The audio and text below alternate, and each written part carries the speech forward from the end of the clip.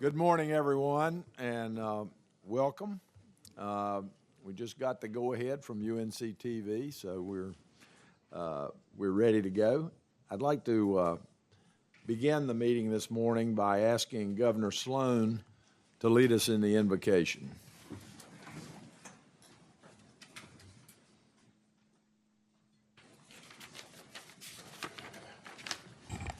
We could bow our heads, please.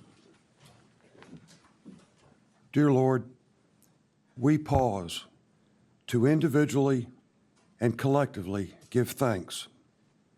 We give thanks for the virtues of loyalty, of honor, of excellence, of commitment.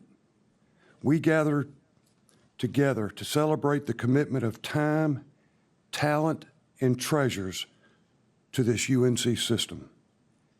And in doing so, we give thanks for all that this institution is, the richness and physical beauty of the campuses, the devotion and steadfastness of the faculties, the untiring dedication and hard work of all the staff, the enthusiasm and the thirst for knowledge of the students, and the faithfulness and resolve of the alumni and the friends of this system.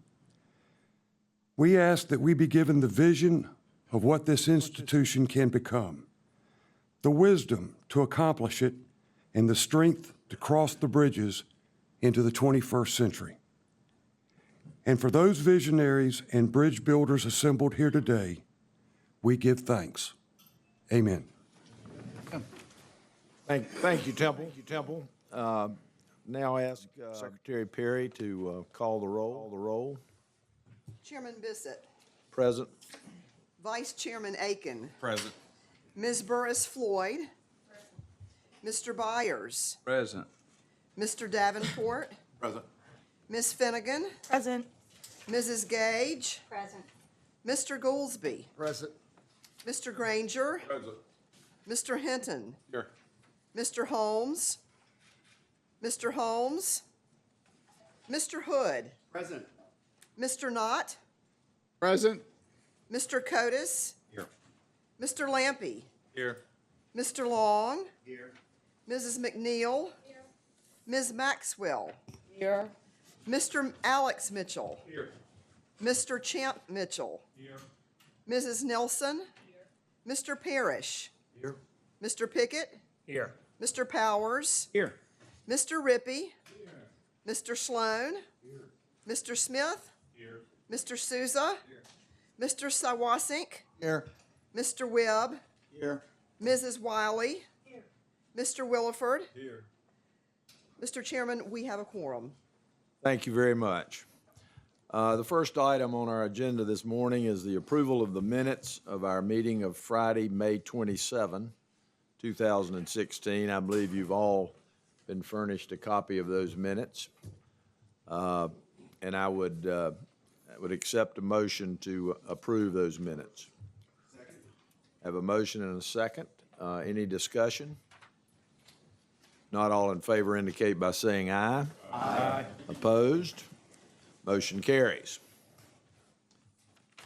We now come to one of the highlights on our Board of Governors calendar, and fortunately, this year we've been able to do this twice, so this is even better. So we've had two real highlights on our calendar.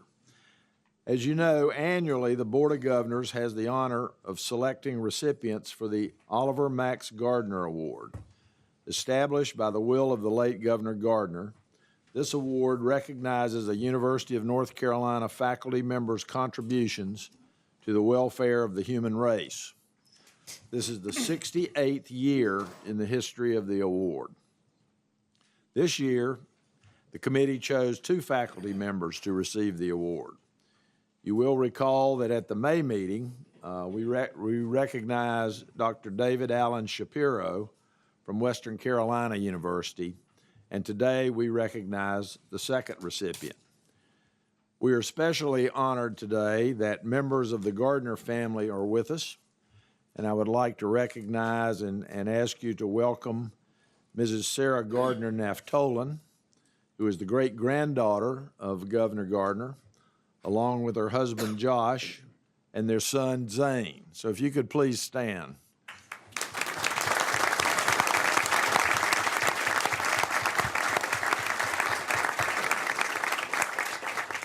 Thank you very much for being here. As you know, this is an extremely important event in the life of our university, and we appreciate what you all have done to make it, to start it and to continue it. So thank you. I also want to thank the members of this year's Oliver Max Gardner Award Committee, including Pearl Burris Floyd, Alex Mitchell, Mike Williford, and Roger Aiken for their hard work and steady commitment throughout this process, which, as you can imagine, is not easy given the caliber of our faculty at our 17 institutions. So please now, if you would welcome Roger Aiken, who served as chairman of this year's committee, to introduce our award recipient. Roger.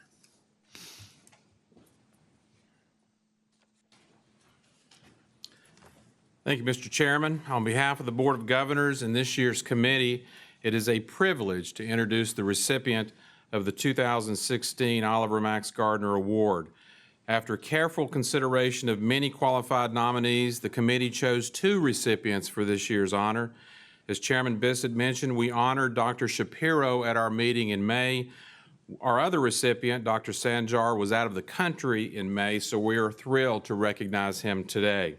Dr. Aziz Sanjar is the Sarah Graham Keenan Professor of Biochemistry and Biophysics in the School of Medicine at the University of North Carolina at Chapel Hill and the winner of the 2015 Nobel Prize in Chemistry.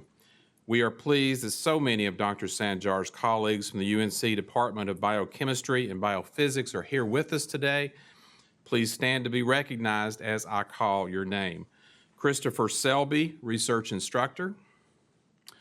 Laura Lindsay Bolts, Research Associate Professor. Yayin Chu, Postdoctoral Fellow. Chen-Chua Hu, Postdoctoral Fellow. Yaya Young, Postdoctoral Fellow. Wen-Tao Lee, Postdoctoral Fellow. Shira Adar, Research Associate.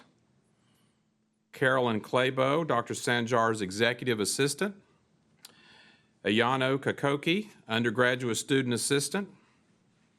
Wengi Liu, Visiting Scholar. We also would like to recognize Chancellor Fote, our great leader of UNC Chapel Hill, along with some of her staff, Provost Dean, Vice Chancellor Magnuson, Dean Gustowitz, and the Professor and Chair of Biochemistry and Biophysics, Dr. Leslie Parisi. Will all of you please stand, and we will please give them a round of applause.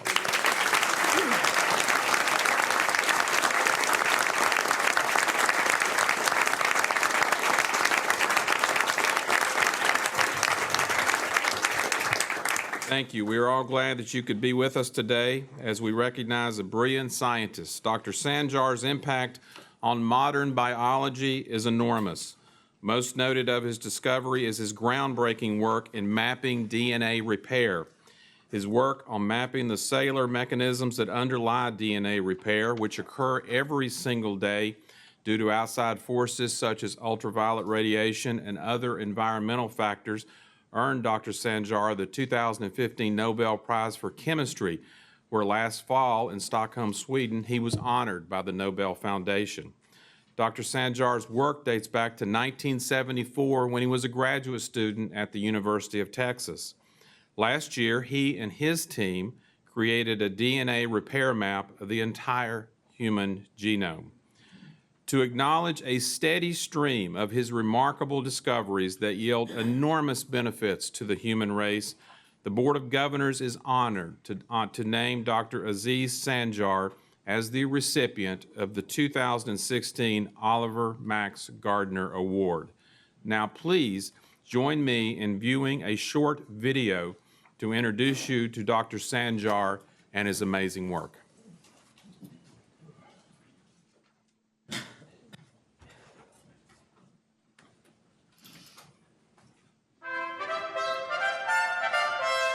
This isn't just a story about Dr. Aziz Sanjar winning the 2015 Nobel Prize in Chemistry. We'll get to that. No, this is a story about dreams. Growing up in rural Turkey in the 1950s, Sanjar imagined himself playing on the Turkish national soccer team. I was a good goalkeeper. Yeah, and so, but I think I needed probably 4 inches more in height and a little more bulk to be, and if you look at Howard, Tim Howard, right, that kind of physique is for. So I decided not to. So, but dreams come in different ways. Dr. Sanjar eventually got an autographed jersey from the Turkish national team, but that was because of another dream. It turns out finishing at the top of his class in medical school and even practicing medicine wasn't enough. He wanted to understand how medicines work at the cellular level. This is a very important biological fact. It is an important part of being alive. Thus began a career of long hours, constant repetition of experiments, scrambles for funding, and long odds that research will yield the expected results. Dr. Sanjar joined the UNC School of Medicine in 1982. He leads a team of 10 researchers working to understand DNA repair. Every question is really important at the basic level to understand how everything works, right? And so we're trying to understand this basic process, and eventually that does lead to breakthroughs that cure diseases or prevent. As these results came out in the form of films or whatever, he would often be looking over our shoulders and interpreting our data, knowing what we had done and what the results were before we had even figured it out. He was on top of everything. The team uncovered one of the few major repair mechanisms our bodies use to keep cancer at bay as we are bombarded by environmental factors such as sunlight and pollution. Those factors constantly damage the DNA in our cells. In the process, called nucleotide excision repair, molecular mechanisms identify, remove, replicate, and repair damaged DNA strands. It's such a fascinating molecule, and he appreciated the mysteries of it early on and wanted to really delve in. And as a result, he's made fundamental discoveries in how DNA repairs itself, which is so important for life, and it's also important for cancer therapy. Without that repair system, DNA would mutate and lead to cancer. Dr. Sanjar exemplifies the global impact of scholarly research collaborations that can span several continents. Thanks to his groundbreaking work to map the DNA repair system in our cells, scientists around the world now know much more about the basic biology of cancer and aging. That knowledge will lead to new and more effective cancer treatments and to improved quality of life for millions of people. We are thrilled that Dr. Sanjar's achievement was recently recognized with the Nobel Prize in Chemistry. It's a tremendous honor for Carolina, the state, and the entire UNC system. I cannot imagine a more deserving recipient of the 2016 O. Max Gardner Award. The enzyme has 2 cofactors or small molecules that are associated with the protein. One is an antenna, a solar panel sitting on top of the enzyme, and the other is in the core. And the antenna absorbs the light, transfers the energy to the catalytic converter, and that repairs things. I mean, it's a fascinating thing. It can't get better any better than this. But some dreams never go away. Just look outside Sanjar's office. You'll find that soccer still plays a big part in his life. Specifically, Carolina women's soccer. Outside his office door hangs an autographed jersey from Carolina's women's soccer team to their #1 fan. It's alongside Mia Hamm's jersey. In what he calls one of the most exciting days of his life, the team presented the jerseys to Sanjar in a special meeting. to congratulate him on winning the Nobel Prize. And you go to a lot of games, don't you? I try not to miss any of their home games. And when you step inside his new office in the Genetic Medicine building on the UNC Chapel Hill campus, it's one of the rewards of being a Nobel winner, you find another dream. Sanjar and his wife Gwen, who is also a biology professor at Carolina, are passionate about helping students in Turkey. The couple bought a house in Chapel Hill to provide temporary housing for Turkish students attending the university and to serve as a Turkish cultural center. The couple is setting up a scholarship program for Turkish students to study at Carolina. And there's also a program helping teach science and math to 7,000 girls in Turkey. It's no surprise Sanjar is a celebrity in his home country. There's a national stamp with his image. He's also been presented with national awards. They acknowledge the importance of hard work, and that is my suggestion, my advice to students who work in Davis. Thank you all very much. He's a celebrity in North Carolina as well. But for Aziz Sanjar, it's still about the dream and inspiring other dreamers. You have to learn, you have to compete with other great scientists in the world, and here a Turk from the boondocks of Turkey comes and competes with the best scientists in the world and makes this accomplishment. And I emphasize again to my countrymen and to colleagues, it is our duty to contribute to humanity. It's not just for our own good, okay?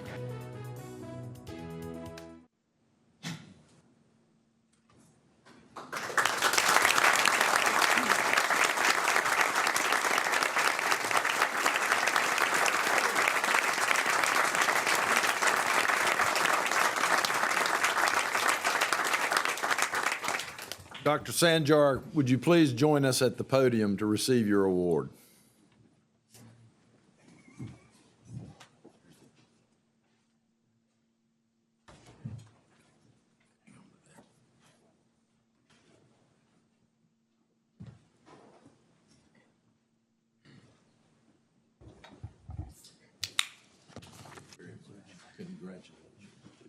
Here's the check.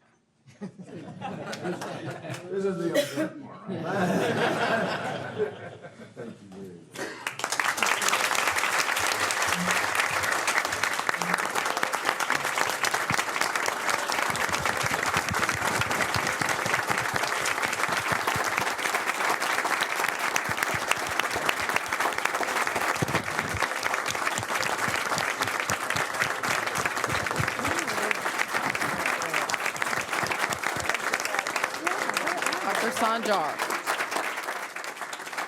Dr. Sanjar, we marvel at your success. We take enormous pride in you.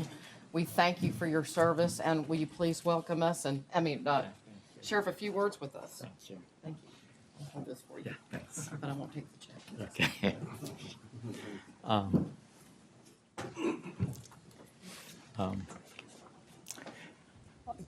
Okay. Thank you all very much. I was asked to keep my comments brief, and that's what I'll do.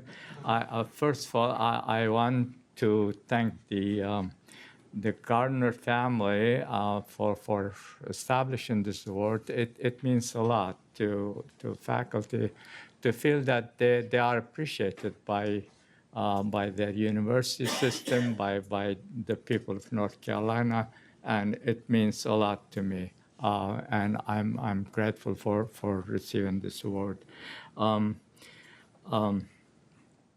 I also congratulate the Board of Governors and thank them for representing Carolina as I got to know Carolina, and that is we are progressive, we value hard work, and we don't care about your race, your ethnic background, your religion. We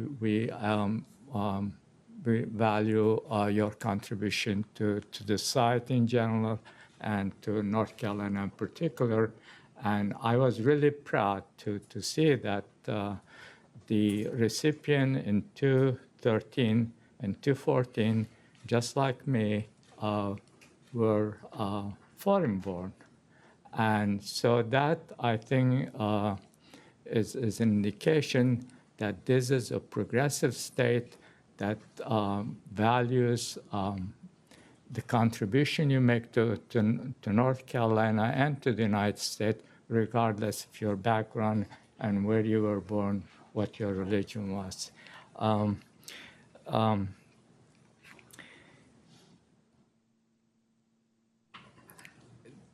So I got the Nobel Prize, and I'm sure you are curious about my reaction to it. And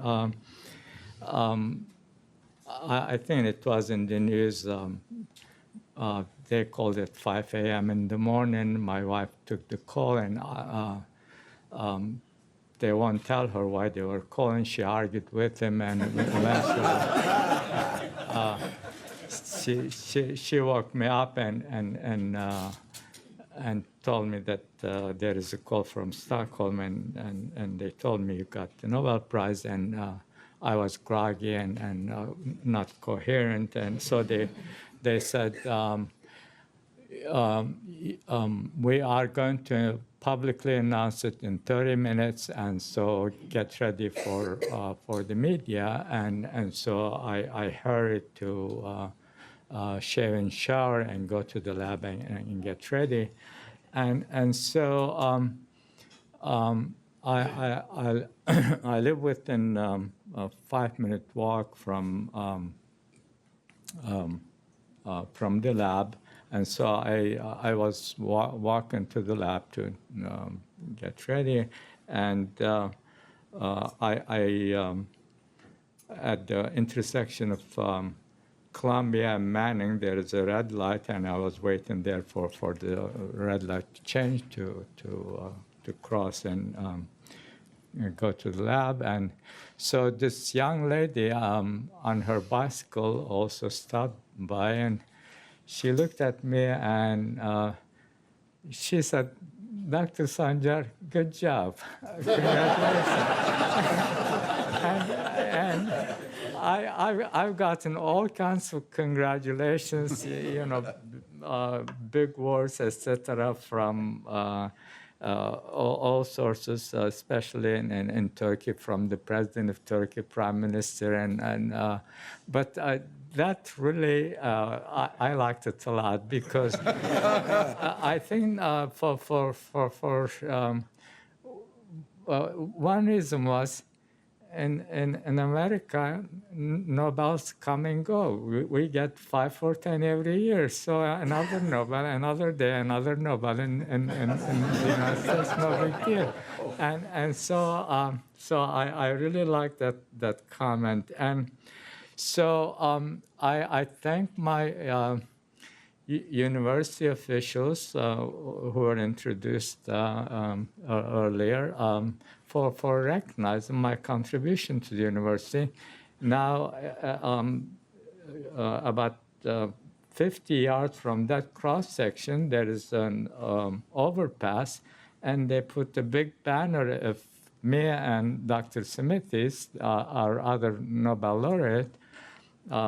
Congratulations, our Nobel Prize winners. And so every morning, again, I cross that intersection, and of course I face that, and I would say 50% of the time somebody stops at the red light with me and waiting, and they look at the post banner and they look at me, they say, that's you? I say yes, and they say, well, how does it feel? And my answer is, I say, I prayed to the Almighty God that protect me from one of the worst 7 deadly sin, and that is pride. And I try to be what I've been all my life. I'm a hard worker and I do research, and I try not to get the Nobel Prize go to my head, and that's what I tell him. And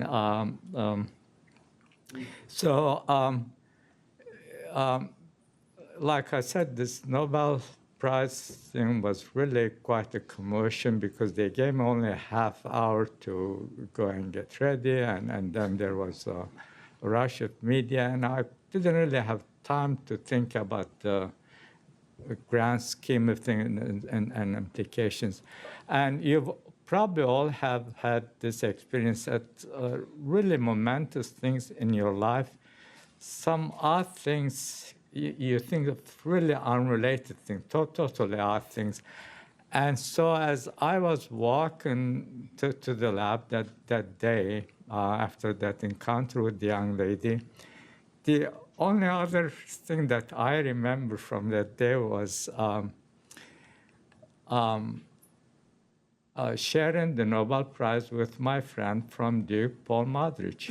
He's a longtime friend, and I think I've stated on other occasions, I had been nominating him for the Nobel Prize for the past 10 years before this happened. So he is really a close friend, but that doesn't mean I don't hate Duke. And so...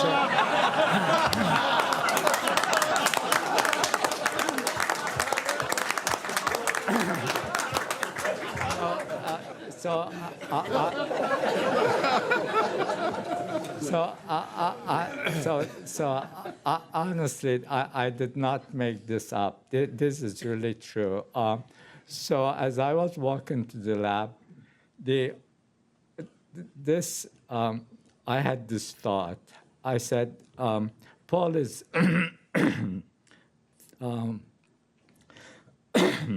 excuse me.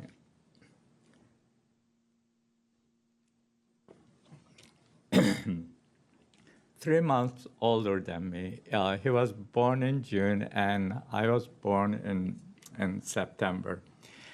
And when the announcement was made, which was in October, and we were both 69, and I said, darn it, I wish they had announced it on, instead of October 7, September 7, and then I would be 68, Paul would be 69, and when the announcement was made, they would say a UNC professor of 16.8 and Duke 69, and I would feel like Aziz Sancar made 3-point basket at the buzzer.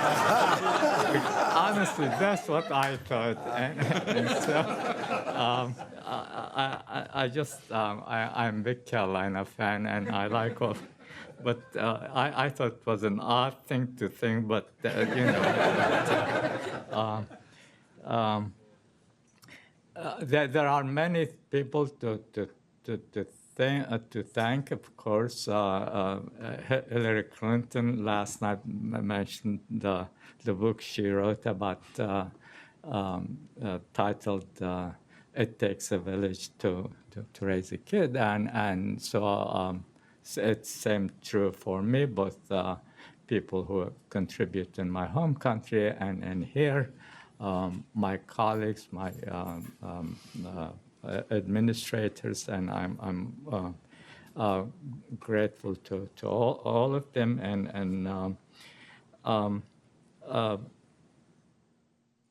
but I also want especially to thank my coworkers, because I'm hard worker, but I'm really not that good in the lab with my hands. I read a lot. I think about experiments. I design experiments, and I have very good team of coworkers. Two of them, Chris Selby and Laura Lindsay Bowles, have been with me for 30 years and nearly 20 years, and more recent ones who have contributed to research, who really made it possible. And in addition to those,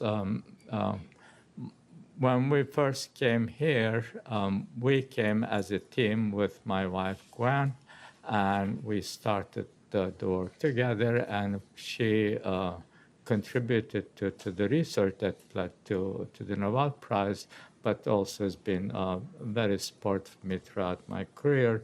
And she is like our president. She's a Texan.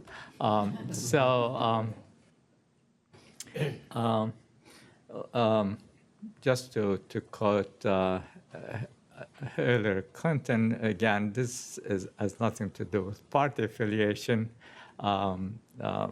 With humility and gratitude, I accept the Max Gardner Award. Thank you very much.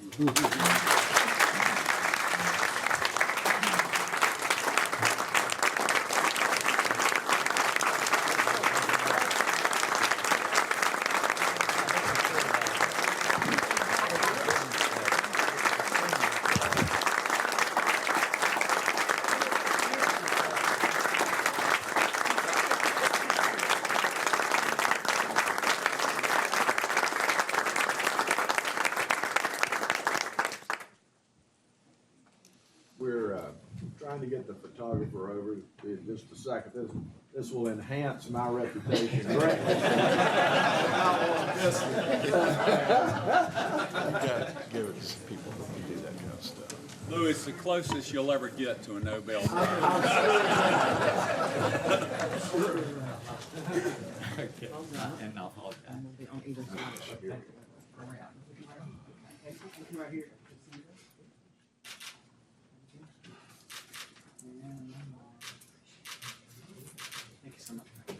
Thank you. Congratulations.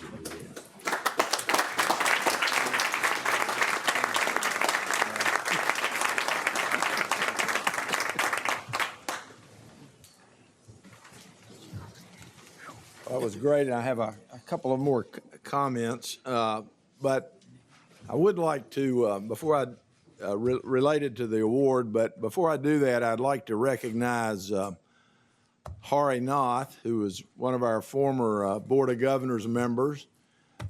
He was with us for a long time, and then he got promoted to the UNC Chapel Hill Board of Trustees and left us. Hari, great to have you back. Thank you. Thank you very much.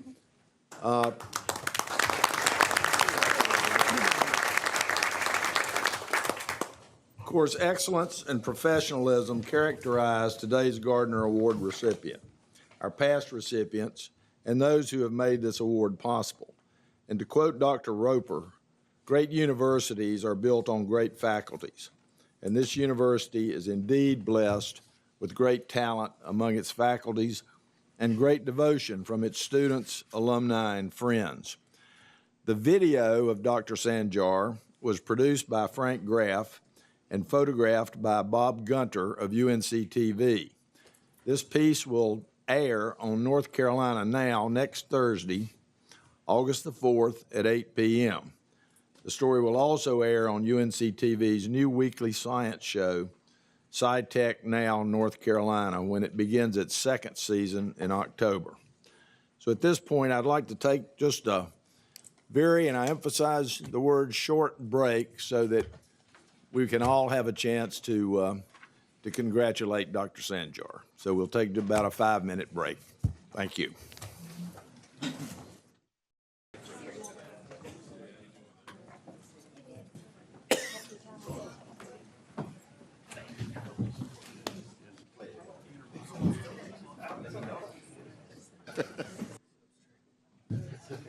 Hey. Good morning. Good morning. I love this season. That was great. That's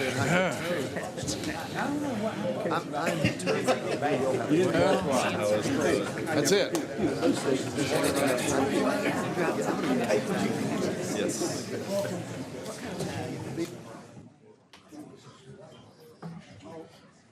That big old pagan face.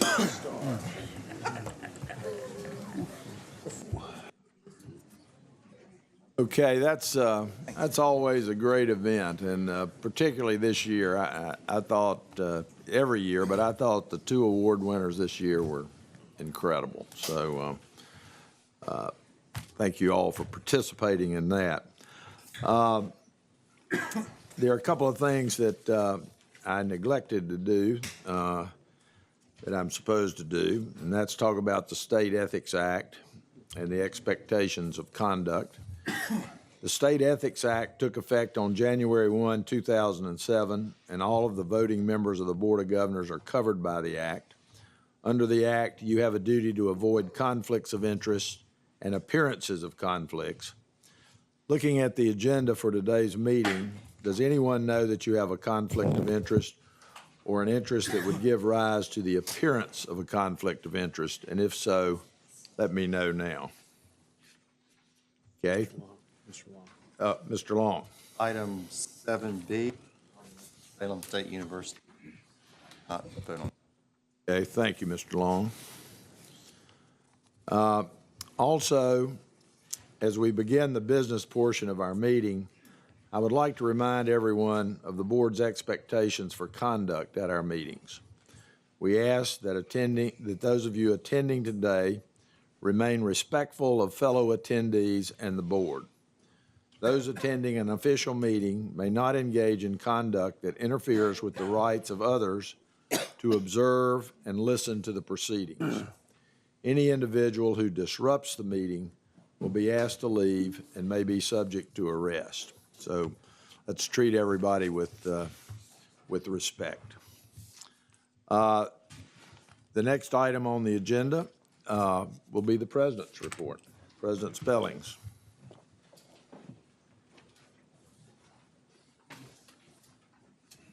Thank you, Mr. Chairman. Good morning. It's nice to see everyone again.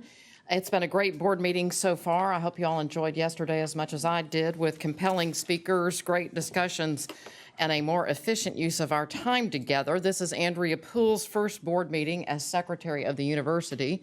There she is now. Congratulations, Andrea, and thank you for your work.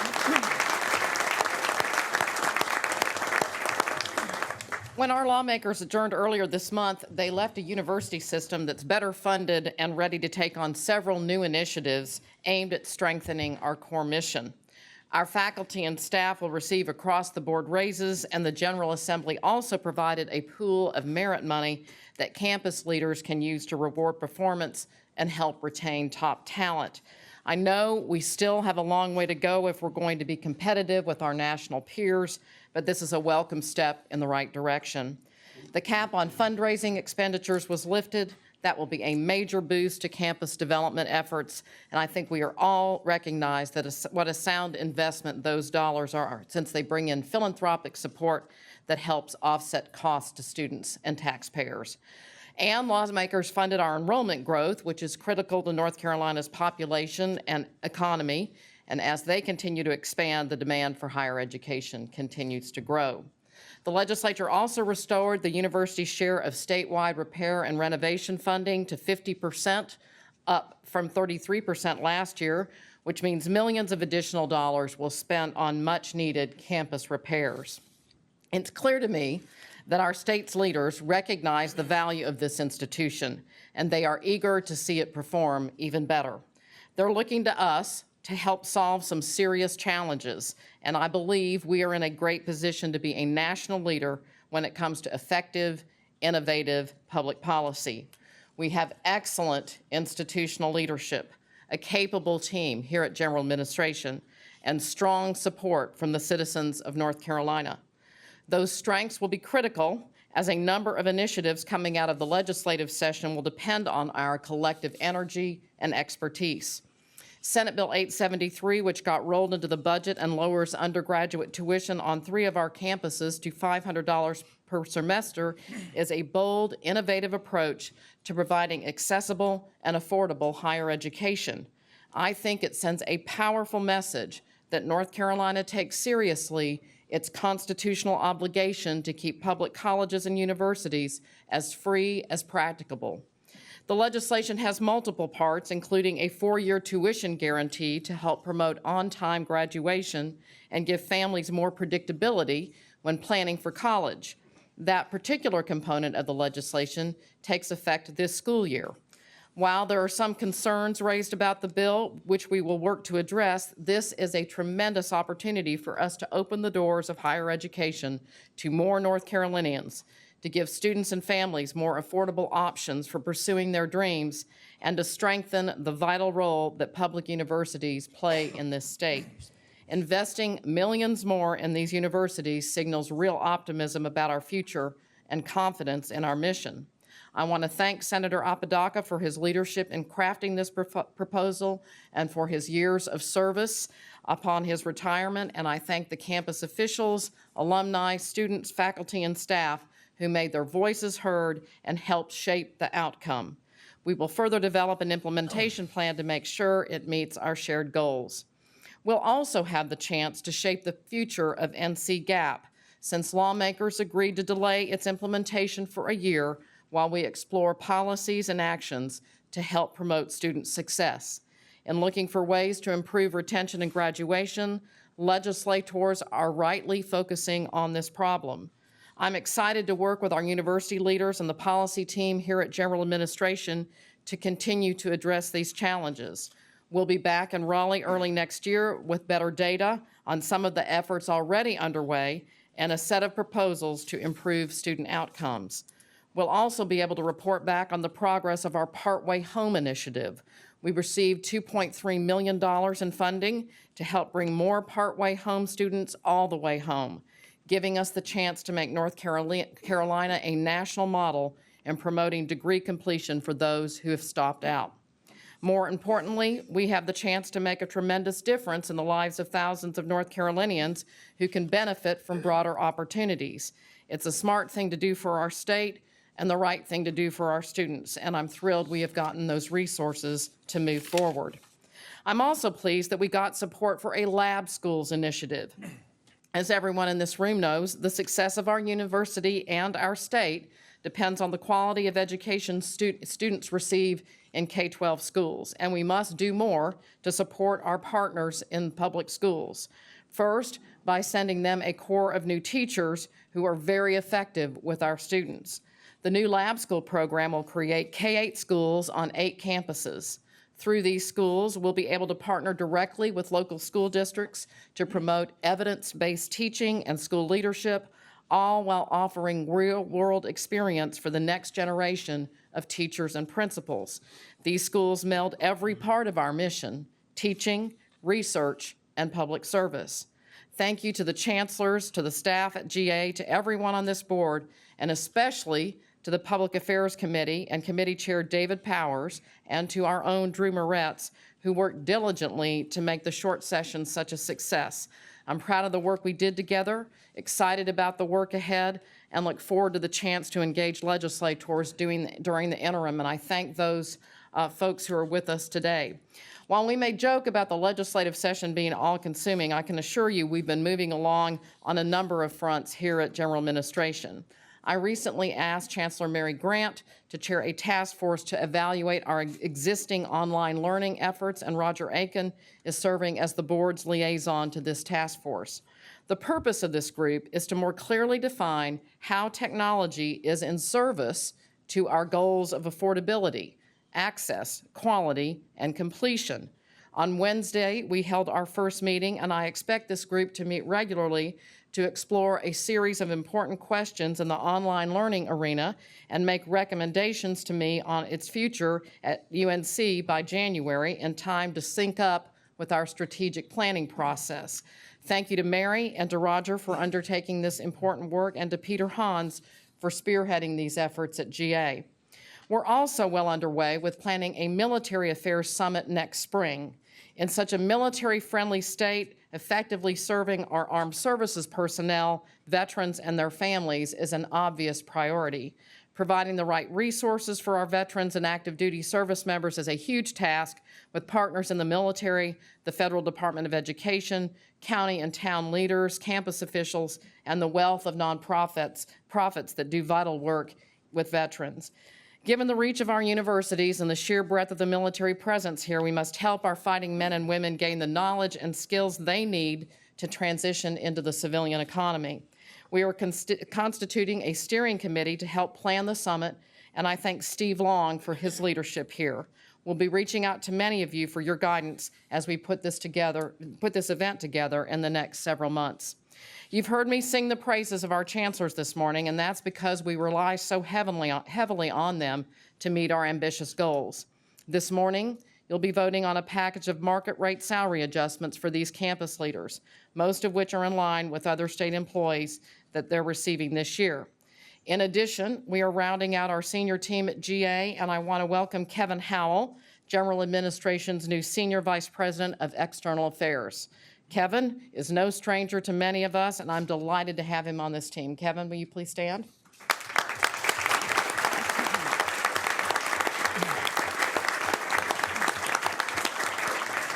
We've got the right people in the right roles ready to tackle the big questions facing this university, and I'm grateful to all of you for your support as I've assembled the team over the past few months. This staff will be a great asset as we delve further into the strategic planning process. It's been helpful in our last two meetings to really dig deep into those big issues. I hope you'll have found those discussions productive. We are on the right track when it comes to setting broad strategic goals with BITE, as Governor Bredesen challenged us to do, and letting our talented campus leaders and GA staff chart the path to progress. At this point, I want to recognize John Layden, our Vice President for Information Technology, who will retire at the end of August. During his 8 years with the UNC system, John and his team have championed several major technology initiatives, including the development of UNC Online for interinstitutional course registration, the activation of a system-wide human resources and student data mart, the expansion of the Banner ERP housing services for 9 UNC campuses, and the recent installation of the UNC GA intranet suite, among others. John was instrumental in advancing the North Carolina Research and Education Network to connect the community colleges, K-12 schools, and independent colleges into an integrated data network with our system. John, thank you for your system. I don't know where you are. Where is John? There he is. Congratulations.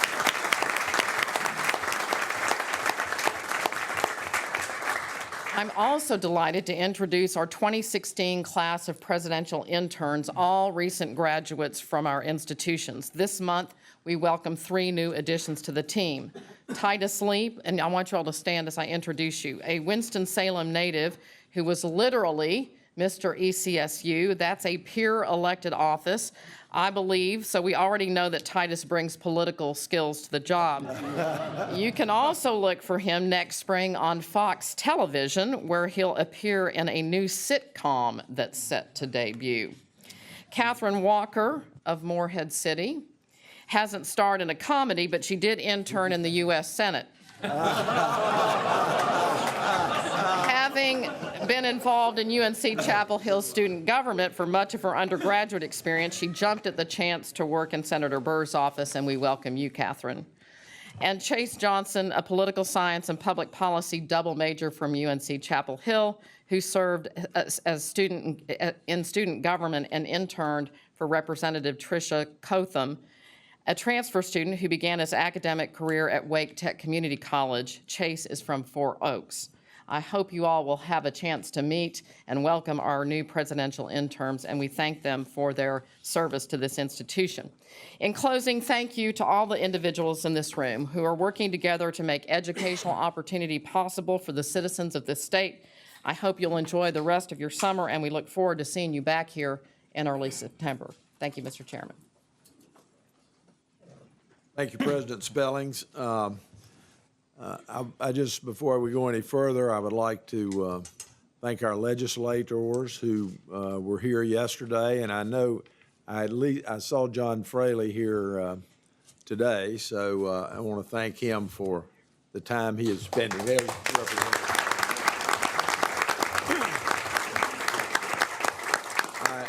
I also want to welcome George Hamilton, Trustee George Hamilton, back. I know what a sacrifice this is for him, because he's my neighbor up in Black Mountain, and he tells me the temperature there today is going to be 70 degrees. So, George, we appreciate your sacrifice, and thanks for being here again today. We will now consider the administrative action items listed on item 7 on today's agenda. Are there items that members of the board wish to have removed for discussion? Mr. Chairman, Yes. I would ask that we remove item J so that I can present a recommended change from the P&T committee as part of my open session report later in today's agenda.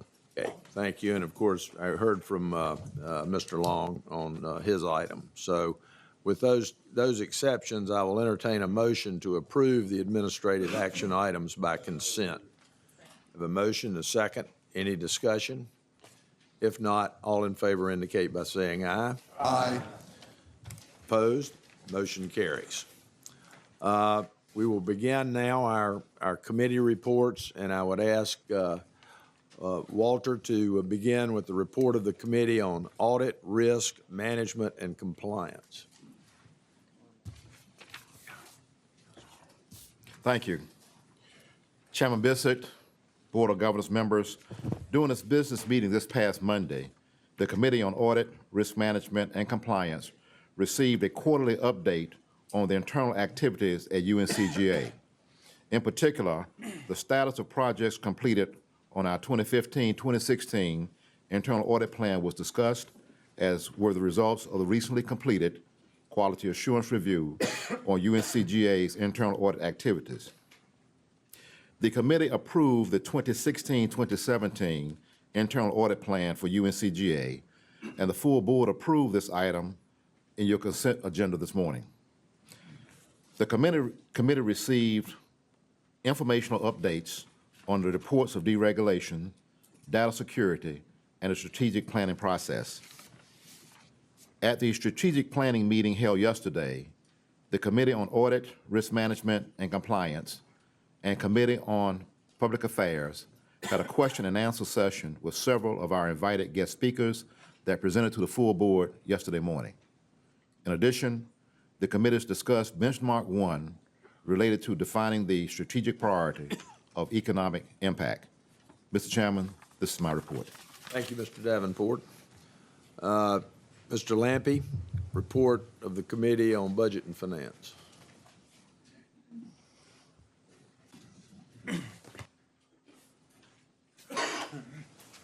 Thank you, Mr. Chairman. The Committee on Budget and Finance, during its meeting yesterday, discussed the strategic plan working documents for affordability and the efficiency theme, which included a draft of Benchmark 1. We expect to have that draft completed in the next couple of weeks.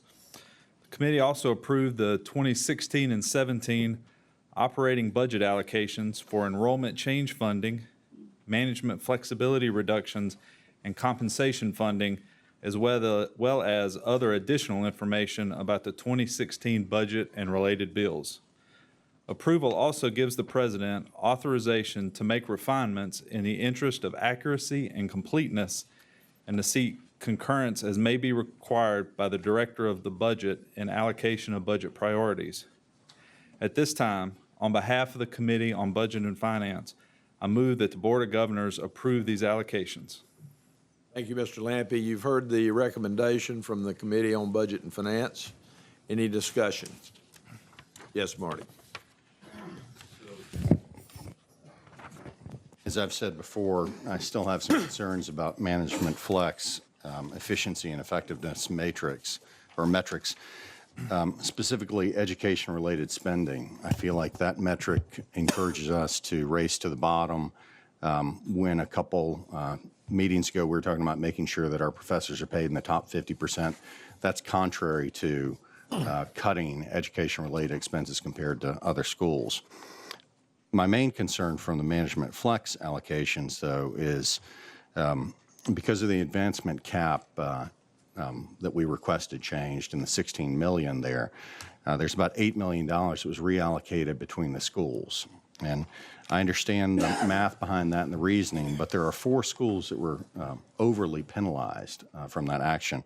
And I would request that we basically make those schools whole on that $8 million allocation, which is about $750,000 for those 4 schools.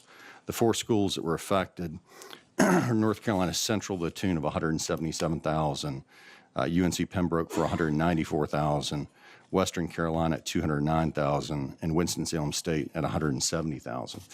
Those numbers represent between 15 and 26% of their annual advancement expenses. So it's a big blow to those schools if they had to absorb it. So I would ask that we exempt those four from that advancement reallocation. It's about $751,000 and reallocate based on the management flex. I've discussed this with Jonathan, and he's familiar with the math behind it. One last item on the EHRA allocations. We show a $20 million number based on $1.75 billion worth of salaries. The math on 1% would be $17.5 billion. So there's a $2.5 million discrepancy there that I want to make sure we're aware of, and that we don't take money that we're not entitled to, or that we process it appropriately. So my request on this motion would be, one, that we double check our numbers on the EHRA with the legislature, which I believe Jonathan has done some of that already. And the second would be to change the allocations to exempt those four schools from the $8 million management flex cut related to advancement, which is about $751,000. Thank you, Mr. Cotis. Mr. Lampe, would you like to respond on behalf of the committee? Yeah, the EHRA one is actually the easiest of the two. We went back and checked the way the Office of Budget in Raleigh calculated that. They applied the 1.5% increase to the 17 and then put the 1% on top of that. So that number is the amount that was, it essentially is the number that they wanted us to have. So we're good with that one, or I think we're okay with that one. I certainly think we are. As far as the 16 million, as we all know, and the president mentioned this in her comments, there was money that was pulled back in terms of development office expenditures. The legislature gave that money back, and then also increased the flex cut coincidentally by the same amount. It's an open question in my mind in terms of exactly why that was done and the intent of why it was structured in that way. My general feeling is that without specific instructions from the legislature, we probably shouldn't spend a lot of time trying to second guess the intent and to just take the numbers as were given to them and do what we were asked to do. Because of that uncertainty, the staff made a decision in consultation with the president to essentially split the difference as opposed to trying to discern exactly what the intent was. And I, for one, support that as you know, because at some point we got to make a decision and do something. And I feel like that's as good a balance as any we could have struck in this area. Thank you, Mr. Lampe. Any other discussion? Yes, Mr. Cotis. So just responding to a couple of those points, 1.75 billion times 1.5% would be 1.776, not well, 2 but billion. Yeah, but you got to put 1.5 on top of that and then 1 on top of that. I did. Okay. And the math still doesn't add up to that. Okay. So we just need to recheck that. So Yeah. all I'm asking is that we recheck it to make sure it's accurate. Yeah. The second part of it is we did take some privilege here. We didn't allocate the 16 million flex cut as the legislature That's had correct. back in there. We chose to drop that to 8. So we have made some decisions about how that's allocated. That's and I think exactly that it's right. appropriate to make an additional decision to exempt those 4 schools from that hit because it's such a big part of their advancement. It'd be a significant blow to those schools, and if it's appropriate, if the chancellors wanted to weigh in on that impact, I think it would be worthwhile for those schools at UNC Pembroke, Western, Winston-Salem State, and North Carolina Central. You okay? Bill, did you have a comment? Yeah, I did. I wanted either Scott or Marty to state where that money would come from if we allocated it to the 4 schools. How would that affect the other schools? What other schools would be affected?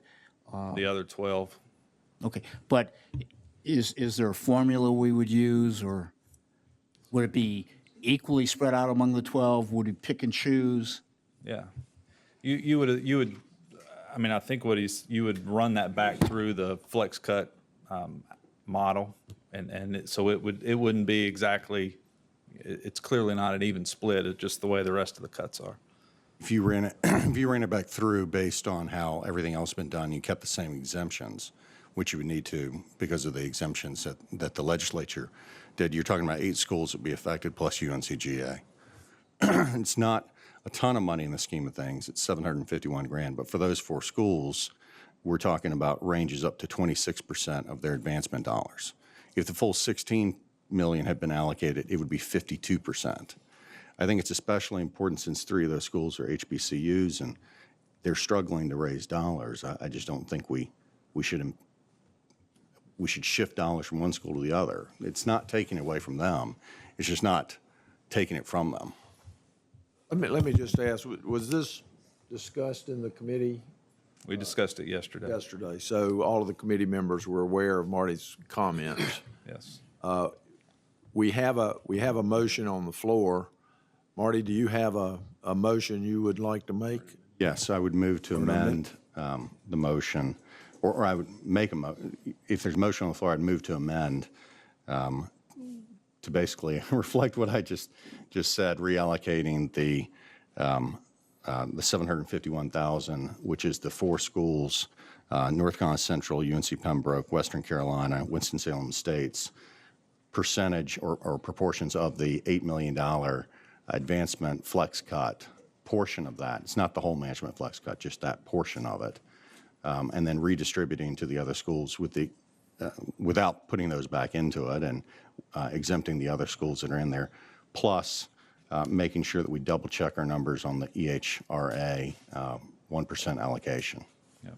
I think he's committed to do that. So. Yeah, the EHRA is, we'll get that one right. So Marty has a motion to amend. Is there a second? Second. Okay, we have a second.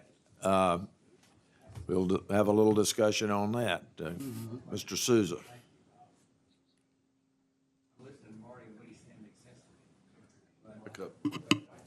Mike.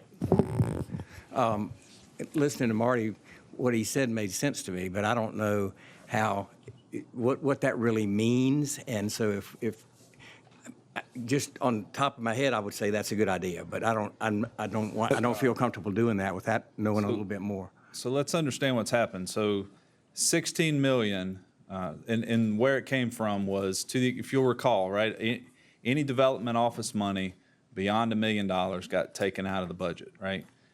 During this session, the money was essentially put back for the schools to spend in that area, if they so choose.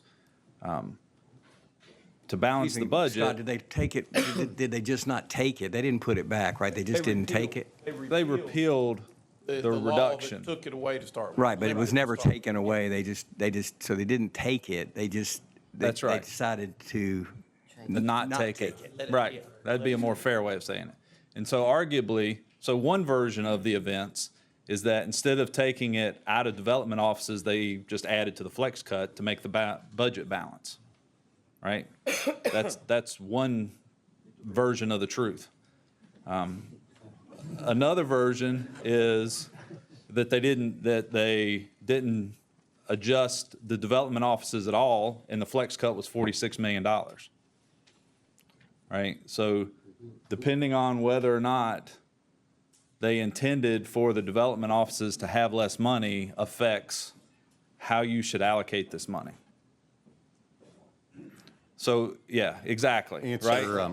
And so if your head is thinking, if this is bending your brain, it should, right? Because answer Craig's question, the impact on the other schools is less than 2% of their current fundraising expenditures, but it restores at Central it's 15%, at Pembroke it's 26%, at Western it's 20%, and at Winston-Salem State it's 26% of their fundraising dollars. So no other school is affected more than 2.02%. And I can give you. Go ahead. Jonathan, would you like to weigh in here?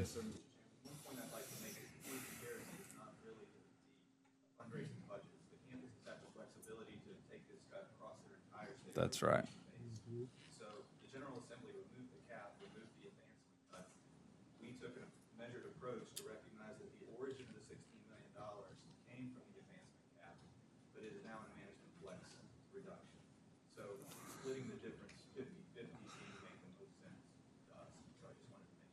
Yeah. So, Mr. Chairman. David. So to clear that up,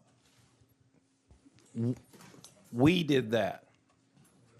Yes. This is a staff recommendation that part of that cut comes from the development monies. That's correct. It's not necessarily binding to the campus to make that cut from that pot of money, correct?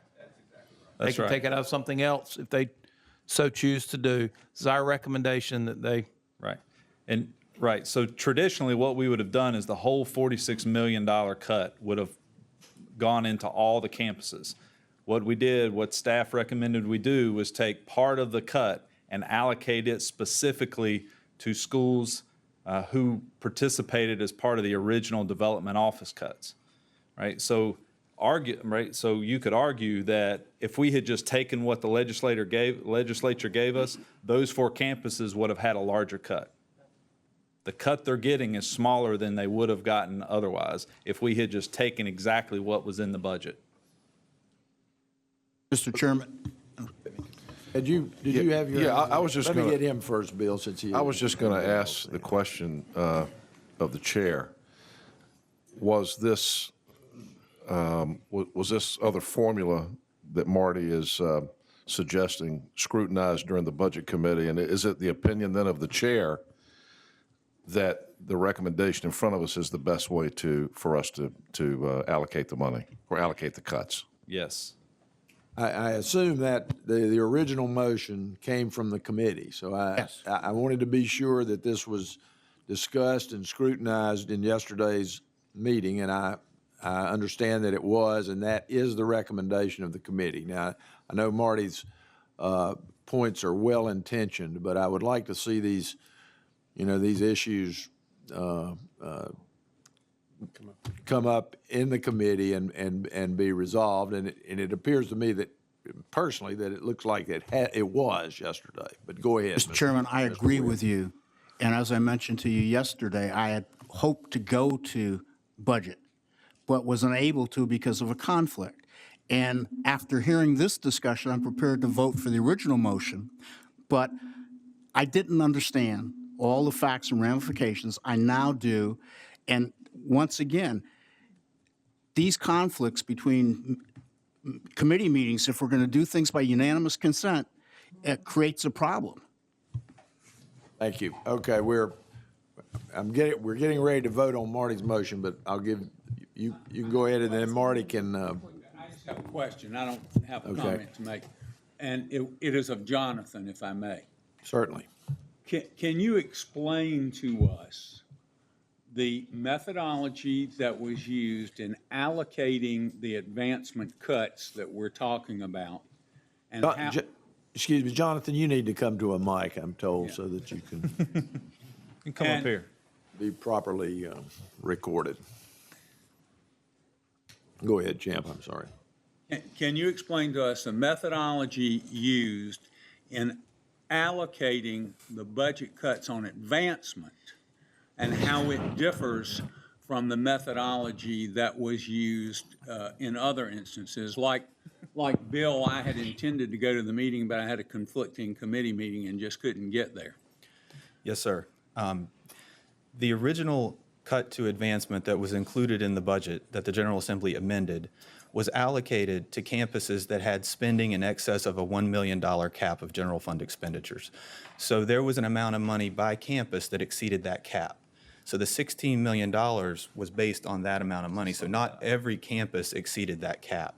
So we allocated the $8 million for this purpose based on the distribution of those campuses that exceeded the $1 million cap originally. The rest of the cut came from the management flexibility methodology that we've used for the past couple of years. Thank you. That does explain it. And like you, Mr. Chairman, I agree that we So in essence, rely on our committee. Yeah, so in essence, what we've done is reduce the impact of the flex cuts across all the campuses and focus some of the flex cuts onto the campuses who had the original development budget cuts in the first place, which is what the legislature has asked us to do, which is be thoughtful about how we take these cuts and not just hand them out pro rata across the schools. Joan is next. Mr. Chairman, I would really like to hear from the chancellors involved if they are also comfortable with what the committee has recommended. Good morning, everyone. Let me just start by saying that a $1 million cut is what we were anticipating, about 845. I've got the sheet Was here. what we were anticipating, which would have devastated us from our building our institutional advancement engine. We've been extraordinarily successful, and it would have derailed us because it was very specific in terms of where it had to come from. So being faced with that as an endpoint and seeing this from general administration, it was perceived a welcome relief. Now, understanding that, where we are now, the only thing that I would hope that we would do is perhaps rerun the model as it applies to the management flexibility viewpoint as opposed to what was done in this particular case. But it's all a matter of perspective. So this does give us much more headroom than we were anticipating. Thank you, Chancellor. Chancellor Woodson. So I'll keep it brief, but as the chancellor of the institution with the largest cut, as a result of this, I mean, we understand the logic now. But I think it's important for all of us to remind ourselves that the legislature did not cut funds to development. In fact, they repealed that, and they transferred the cut to management flexibility. Now, all of us know how legislation works. At the end of the session, they've got a budget number that they have to resolve. And if they repealed a law that would have resulted in $16 million going back to the general fund, they had to find that money. And so at the end of the day, our management flexibility cut increased as a result of this. I think GA did the best they could do to think about a logical way to distribute this, and it impacted us the most because we have the largest amount of state money in development. But make no mistake, we're going to continue to fund development because we're raising $19 for every dollar we invest. So I think it's important to see the other side of this too, which is a campus that received a larger than predicted management flex cut as a result of what we had to do to deal with this legislation. Thank you, Chancellor. You want to talk, David? Chancellor Belcher. Chancellor Belcher, did you have? I was pretty much out of commission for most of this the time, the last 3 or 4 months. Our CFO, Mike Byers, is Steve from Western Carolina University. I think all of us at the institutions looked at the way the cuts were administered and found a better way that would benefit each of us if it had been done differently. When we look at when we looked at it, if the management flex cut had been done for Western Carolina using strictly the formula, we wouldn't have done as well as we did under this model. So I really appreciate the notion that that we could have done better, but I think we could have also done worse if it had been applied in a different way. Yeah. So for us, there are many different ways we could have looked at it. This is just one, and it seems like a fair approach. Thank you. Let's try to get, if you have any really pertinent comments, let's hear them. But otherwise, Chancellor Robinson. Just a quick comment. I think all of us kind of understand kind of the cuts, but any cut for me is devastating. So I think folks all understand that, particularly in light of the fact that I go back to campus with a 20% increase in the number of freshmen that are coming in, and having to deal with that and the challenges that brings. So any cut of $1 has a tremendous impact on my campus at this point. Philosophically, I kind of understand what we're trying to do here, but just wanted to make that case for Winston-Salem State. Thank you. Marty, I'm going to give you the last word, then we're going to vote on your motion. Yeah, quick comment. So absent any involvement by the UNC system over the last month or so, it would have been a $29 million management flex cut, not a 37 or 44, because the 16 is on top of that 29. So I'm sure some of the chancellors are relieved that it's not 16 million on top of the 29, but the 16 million would have never come into play had we not gone down to Raleigh and lobbied to get that changed. So because of our efforts, those schools are penalized. If we had just relied upon the legislature, those schools would have come out 751 grand ahead, which is what I'm asking, that we make them whole from where the legislature was going to put them originally. But for our interference of going down and asking for the 16 million, now we've gone back through and allocated those dollars back out, and it's devastating. It's 26% of some of these advancement budgets. So that's my concern. Thank you, Marty. Okay. We've heard Mr. Codis's motion and second. All in favor of that motion indicate by saying aye. Aye. All opposed? No. Maybe we better have a hand raising. All in favor, raise your hands. All opposed, raise your hands. Motion does not carry. Now we're going to have a vote on the committee's motion. All in favor indicate by saying aye. Aye. Opposed, like sign. Thank you. It was a good discussion, and I appreciate all of the comments. Mr. Lampe, are you? I'm done. You're okay. You're not supposed to leave until.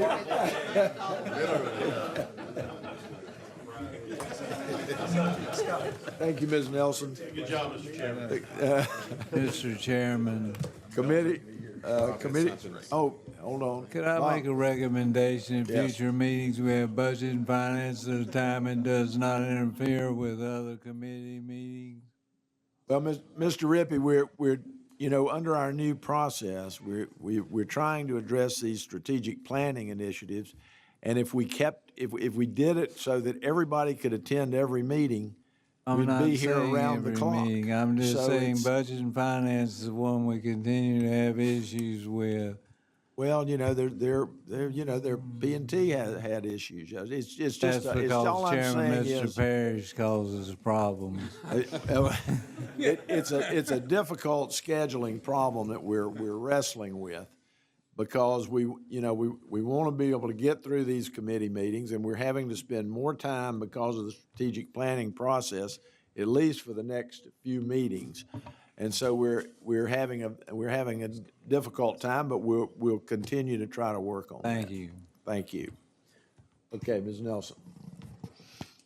During its meeting yesterday, the Ed Planning Committee received a report on the community precepting crisis in North Carolina, given by Dr. Warren Newton, the Vice Dean and Director of the North Carolina AHEC program. Our state is experiencing a crisis of availability of community precepting sites for post-secondary health science schools. All post-secondary health science schools, including community colleges, rely on community practitioners to teach students in real-life settings. We have an example of a community preceptor in Dr. Joan Perry, who has provided this service to our state for 25 years. Demand for preceptors has increased significantly, with 8 new North Carolina graduate programs online since 2011, and a further projected 11% enrollment increase through next year. SARA may increase demand even further. The result is an intense competition from public and private schools for quality community teaching sites. The committee then reviewed the Benchmark 1 working documents related to the strategic planning process and discussed at length the draft definition for the Student Success Strategic Priority. On Monday, we held a conference call meeting to consider and address routine administrative items, and the items approved at that meeting were approved on the consent agenda today. Thank you, Mr. Chairman. This concludes our report. Thank you, Ms. Nelson. Report of the Committee on University Governance, Mr. Hinton.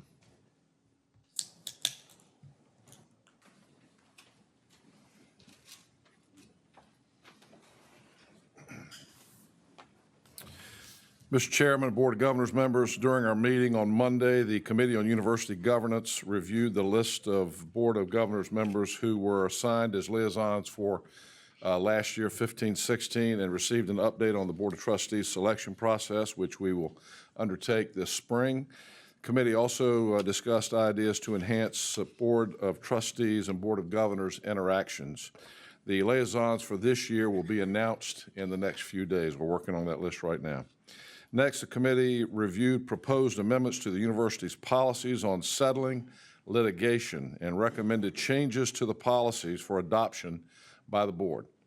The proposed policy amendments are in your materials, and we will have that on the consent agenda for adoption at the September meeting of the Board of Governors. So I recommend that you review that.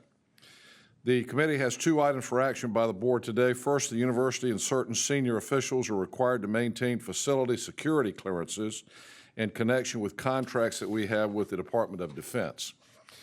President Spellings and Chairman Bissett maintain security clearances in connection with these contracts.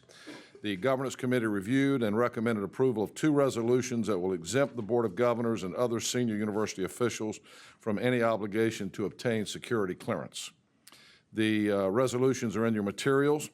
Mr. Chairman, on behalf of the committee, I recommend approval of the facility security clearances resolutions as presented. Thank you, Mr. Hinton. You've heard the committee's recommendation. Any discussion?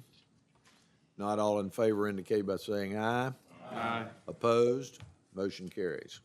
Resolution is adopted. Second item is a vacancy on the UNC TV Board of Trustees for the 2016 to 2020 term. The board was notified of the vacancy at our last meeting, and the committee voted on Monday to recommend the appointment of Jack Clayton of Raleigh. Jack is regional president of Wells Fargo in Raleigh. Mr. Clayton's bio and background are in your materials. Mr. Chairman, on behalf of the committee, I recommend the appointment of Jack Clayton to the UNC TV Board of Trustees effective immediately for the 2016-2020 term. Thank you, Mr. Hinton. You've heard the committee's recommendation. All in favor indicate by saying aye. Aye. Opposed, like sign. The motion carries. Thank you. By the way, Jack's going to be a great board member. He was a member of the search committee that brought in Brian Sikora, who is here, by the way. Brian, have it stand up. Brian Sikora, the new general manager of UNC TV.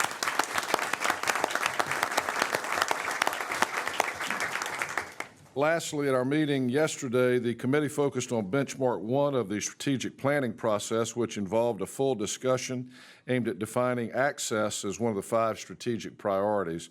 The committee expects to approve a revised benchmark 1 document at our next meeting. Mr. Chairman, this concludes my report. Thank you, Mr. Hinton. Mr. Powers, Committee on Public Affairs.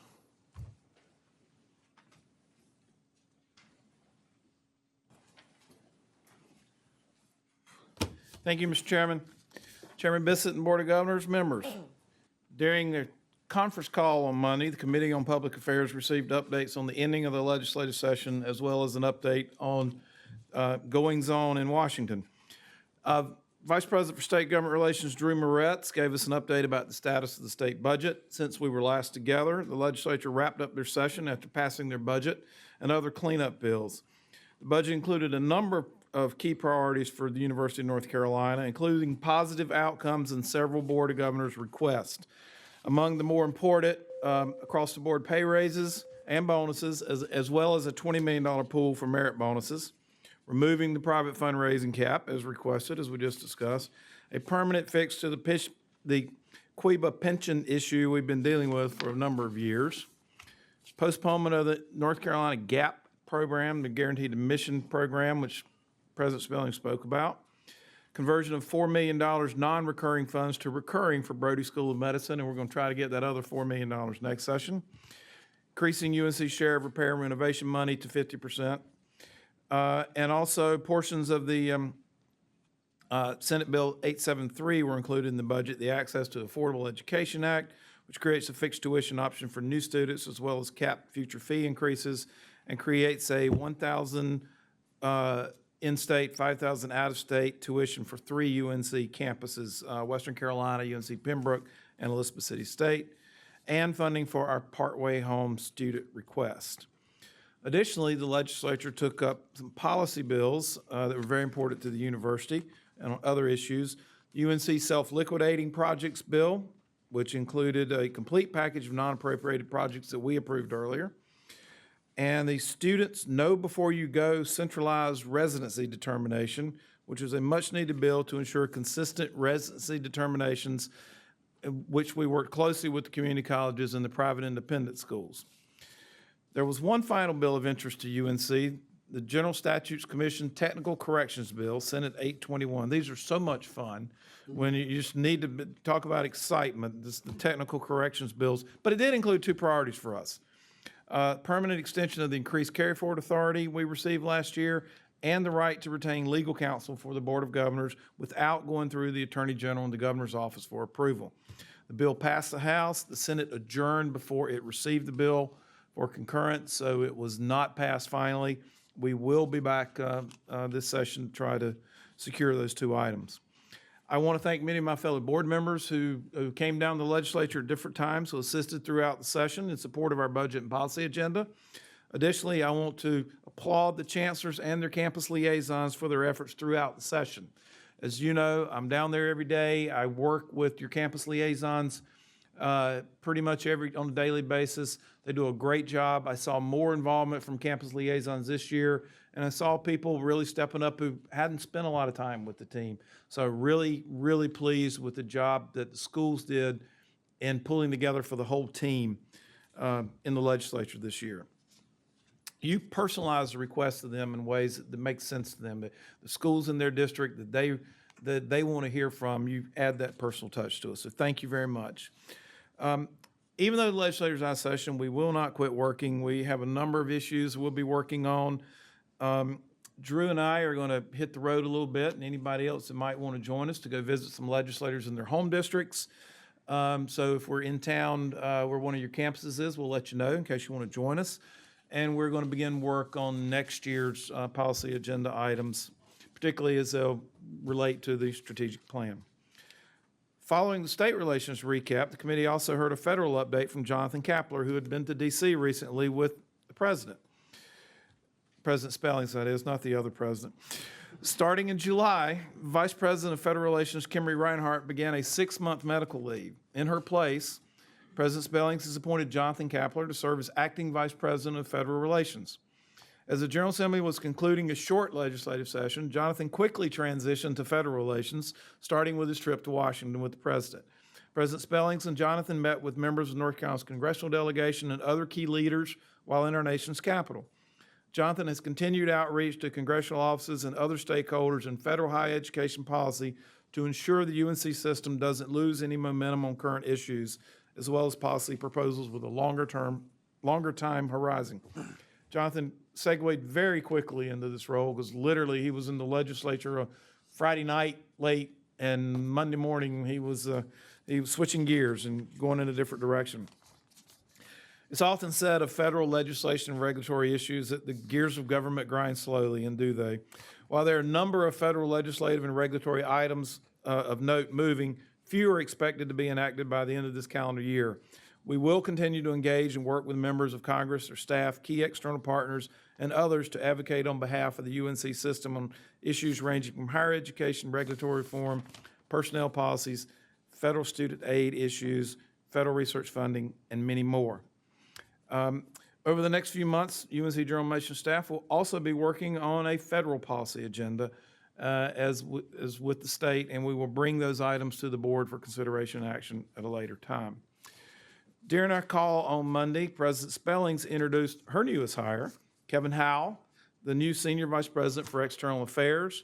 For those who don't know Kevin, he came to us from the Chancellor's Office at North Carolina State University. I take a moment of personal privilege, if I could. Kevin is an extremely great friend. In my humble opinion, Kevin had the very best job in the University of North Carolina system. Everybody's job is great. He had the greatest job in the system.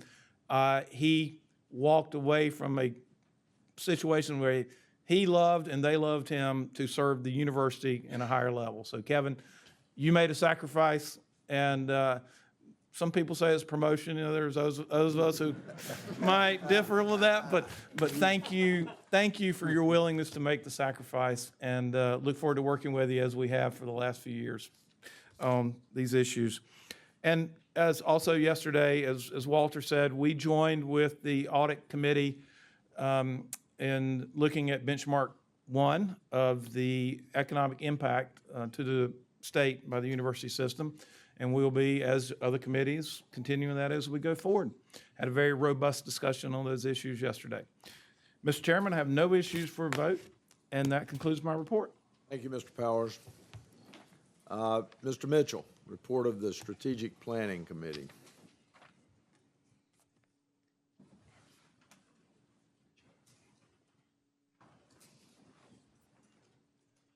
Thank you, Mr. Chairman. This will be mercifully brief. However, I will take my personal privilege moment to say that I want to say that Chancellor Belcher's haircut, his coiffure statement, is so powerful that I personally intend to adopt it before the next board meeting. There will be an interim period when I have a mohawk that's tie-dyed, and I will send you pictures.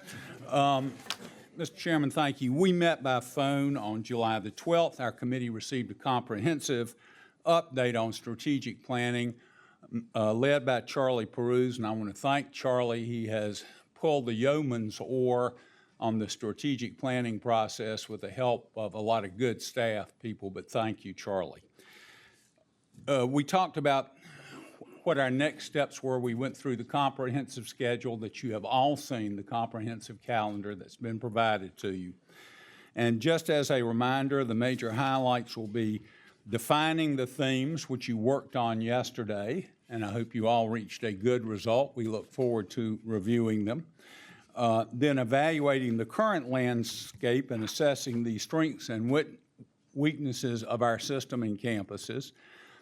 Approving a limited set of system-level goals by November the 1st for each of your committees, which will send them up to us, and then we will have to parse through them and do the hard work of getting them down to 10 and 12. Discussing and approving system-level activities and metrics that are recommended by the President and the Chancellors, where the rubber meets the road, where the goals turn into specific metrics that can be measured and can be judged, and aligning the campus-level activities and metrics by April of 2017. We feel like the work is going forward very well. Certainly, the President has been pushing us all hard, which we are very appreciative of, and we have nothing for a vote at this meeting, Mr. Chairman. Thank you, Mr. Mitchell. And you know, we all wish you the best. And we know what a tough guy you are, so I'm betting on you. A piece of Now, I have heard that most everybody on the campus at Western Carolina has adopted the hairstyle of the chancellor. So if you're up there,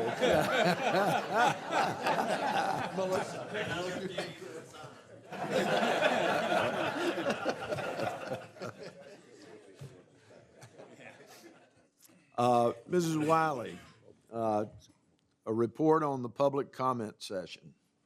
As you realize, we had our first one at our last meeting, and we're going to have another one immediately following our meeting today. Laura, and thanks a lot to Laura for all she's done with that. Oh, thank you, Mr. Chair. Chairman Bissett and Board of Governors members, on May 27th, 2016, the board conducted its first public comment session to hear from members of the university community and broader public about issues related to this university. We had members of the Board of Governors, and I thank those that attended the first one, and staff representing each of the board's standing committees in attendance. During the session, board members heard from 9 speakers, including current and former faculty, students, and alumni. The speakers' comments addressed a wide variety of issues, and we followed up with each participant and have shared a link to the document you have in front of you, which summarizes the topics raised and provides responses. Public comment sessions are a valuable way for the board to receive relevant input and improve transparency. I thank the board members who participated. I'd also like to thank the extensive work from our staff, especially Ann Lemon, Andrea Poole, John Doherty, and Tom Shanahan for their help. As you know, we will have another public comment session following today's meeting, and I thank you in advance to those of you who have agreed to attend. We will again have representation from each of the standing committees, but anyone is welcome to attend, and I'm looking forward to hearing from our participants today. Thank you, Chairman Bissett. This concludes my remarks. Thank you, Laura.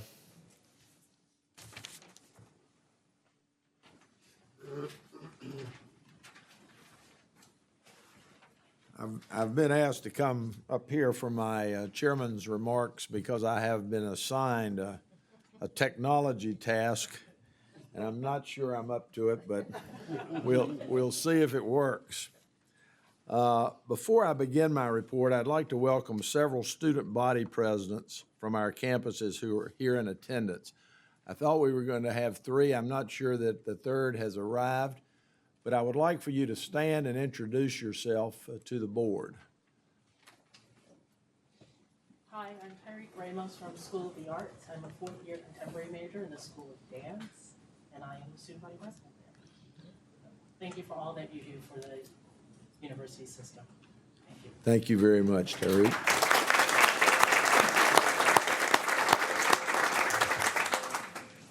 Good morning, everyone. My name is Ajane Willis, and I bring you all greetings from the mighty Vikings of Elizabeth City State University, located in the harbor of hospitality.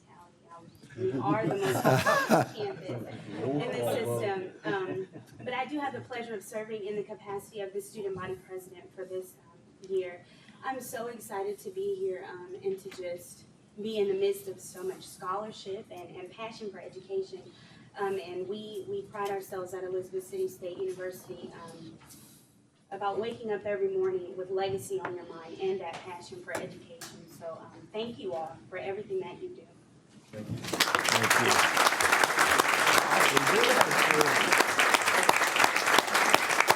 Thank you. Good afternoon, everyone. Good morning. My name is Mary Forbes, and actually, I am from Fayetteville State. I'm the chief of staff there. I know that I'm a little mature. Actually, I'm the past president of Fayetteville State University. I was there in 88, 89, and have come back to school to get my second degree in entrepreneurship. And fortunately, I'm back in the Student Government Association and helping out our young people. And I'm very, very glad that I've come back because it gives me another perception of our young people nowadays and how to deal with them. And they really want to be better people, and they just need guidance along the way. And if we gently do that, I think that things can work out really well. Thank you. Thank you so much.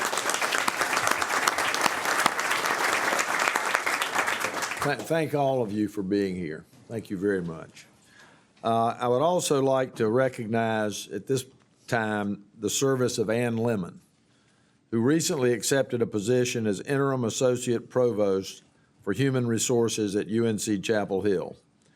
Ann first joined UNC General Administration in 2004 as Associate Vice President of Human Resources, and then was named Secretary of the University in 2013. So on behalf of the entire board, I want to thank Ann for the great work that she did while she was in our midst over the years, and we want to all wish her well in her new role. So Ann could not, I talked to Ann could not be here today, but she wants to thank all of you for the relationship that she had with you during that period of time. So thank you.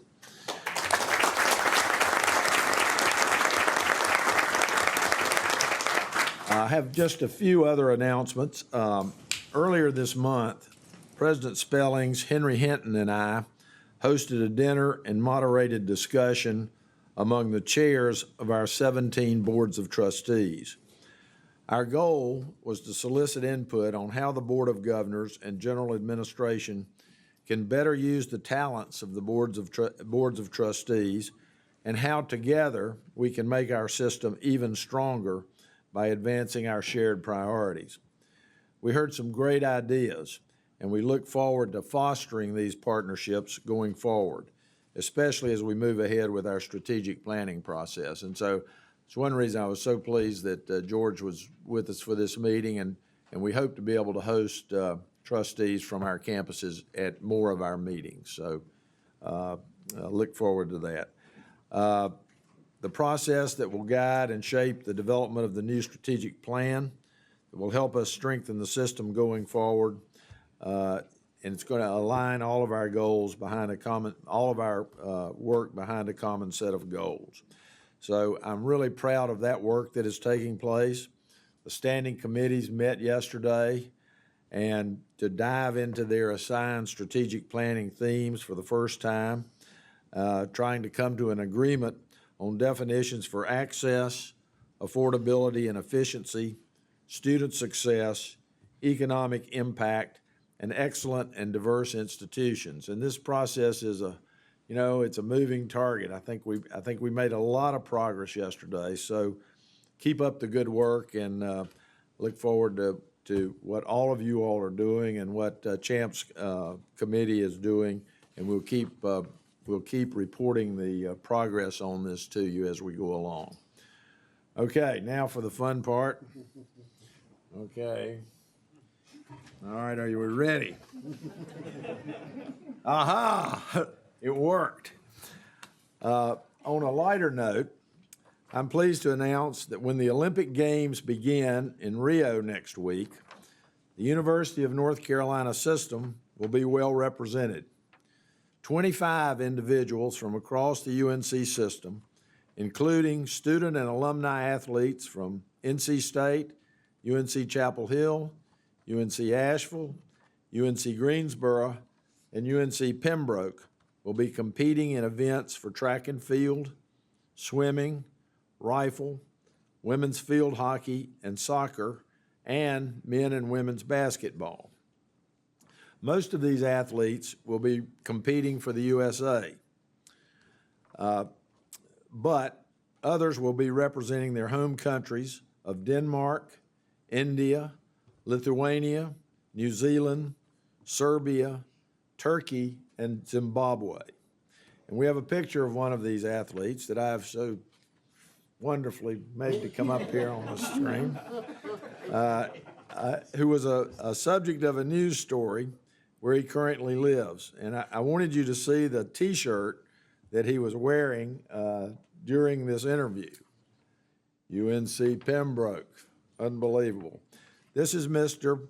Pardon Inlavu, who, as you can see, is a proud graduate of UNC Pembroke. He will be competing in the marathon for Zimbabwe.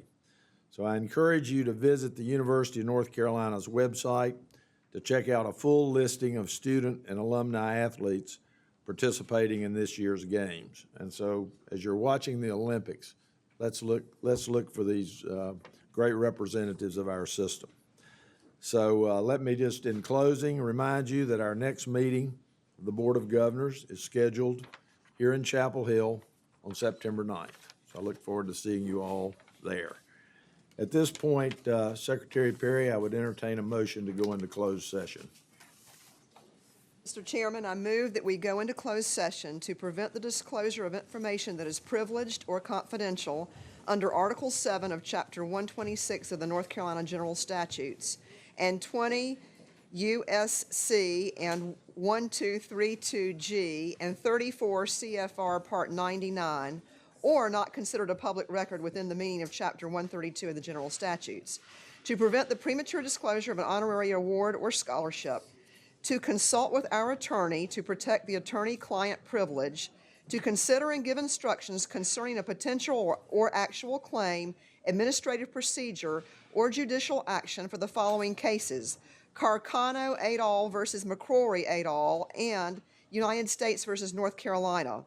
To establish or instruct the staff or agents concerning the negotiations of the amount of compensation or other terms of an employment contract. To consider the qualifications, competence, performance, or condition of appointment of a public officer or employee or prospective public officer or employee pursuant to North Carolina GS 143 through 318.11A 1, 2, 3, 5, and 6. Thank you, Secretary Perry. Well done, well done. Now, I want you to watch this before we vote. Look at that. That's good. Okay. All in favor of the motion indicate by saying aye. Aye. Opposed? We'll take a short break while the room clears. Thank you very much.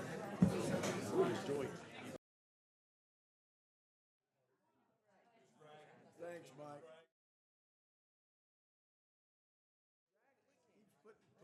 Up over here in front of you. Okay, we're back live. Open the doors so that there's anybody from the public to come in. Mr. Parrish. Report of the Committee on Personnel and Tenure.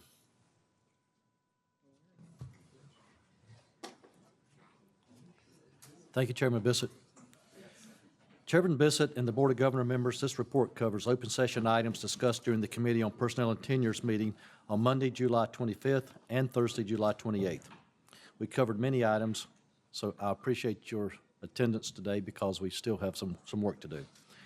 On July 25th, Chancellor Fold appeared before the committee to discuss her support for the creation of a new Tier 1 Senior Academic and Administrative Officer position at UNC Chapel Hill, titled Vice Chancellor for Public Affairs and Secretary of the University. Materials on this position are included in your blue folder today. This position will provide a dedicated focus on critical federal and state relations issues, as well as military affairs, and also work in close partnership with the General Administration External Affairs staff on these issues. The creation of this position represents a consolidation of responsibilities from other areas of the university. New Tier 1 SAAO positions must be approved by both the President and the Board of Governors. The President supports the creation of this position. The committee, following discussion on the merits of the role, voted unanimously to recommend its creation to the full board. On behalf of the committee, I move that the Board of Governors approve the creation of a new UNC Chapel Hill Tier 1 position, Vice Chancellor for the Public Affairs and Secretary of the University. I have a motion from the Committee on Personnel and Tenure. Any discussion? Question. Yes. Was there any opposition to it in the committee? No, sir. We had 6 of our 7 committee members, and we had no opposition. Just a point of reference, this position, if you haven't read it in detail, it goes into detail on how Carroll is organizing, and it has a org chart there. So when you look at the salary range, all of this salary is not new salary. Part of it is taking salary from some existing positions and consolidating it into a new position. So I think Carol was with our committee and did a very nice job of explaining the role of this position, where it adds value, and she did a very nice job of convincing the committee that this is an appropriate thing to do. Any other questions or comments? If not, all in favor indicate by saying aye. Aye. Opposed? Motion carries. The committee received brief updates from both Academic Affairs and Human Resources. The committee also received an informational report on personnel actions delegated to the President. For the benefit of the new members of the committee, Joanna Carey Cleveland provided a brief orientation and overview of the faculty appeals process, which is an important function of the Committee on Personnel and Tenure. Matt Brody then discussed the state-mandated legislative increases for the coming fiscal year. As a reminder to everyone, the Appropriations Act of 2016 provides a 1.5% salary increases for all permanent UNC employees, both those exempt and subject to the State Human Resources Act. The Appropriations Act also provides for an additional, across-the-board, one-time bonus for all state-funded employees, totaling 0.5% of their June 30th, 2016 salary. Finally, the Appropriations Act allows for the creation of an aggregate 1% salary pool, which can be distributed to the individual's employees as one-time merit bonuses. The state has yet to finalize guidelines on implementing these merit bonuses, and we anticipate this guidance in the near future. Concurrent with the state's legislative increase process, the board also annually determines the parameters for a customary annual raise process for university employees exempt from the State Human Resources Act. This process allows the award of salary adjustments primarily focused on individual meritorious performance as well as retention or equity as secondary factors.